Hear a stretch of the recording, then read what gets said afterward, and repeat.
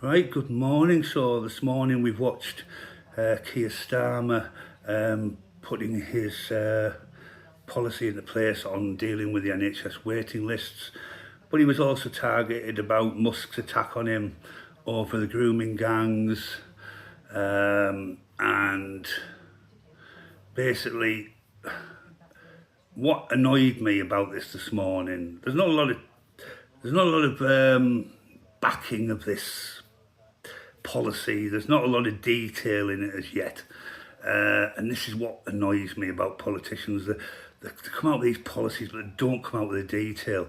The biggest annoying thing this morning was he's got consultants and doctors and nurses stood behind him for a photo opportunity.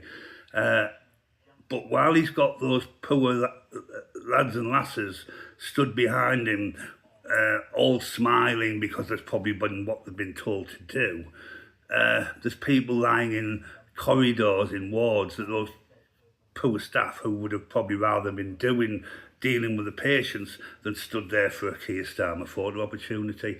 So, I mean, there must have been 20 plus nurses, doctors and consultants there, who, like I said, would have been far better being on the wards dealing with the patients than joining in Keir Starmer's photo opportunity. As I said, there's not a lot of information still regarding the waiting lists. I'm sure he's trying to do something, and West Street obviously stood off to the side there as the health secretary, but there's no foundation.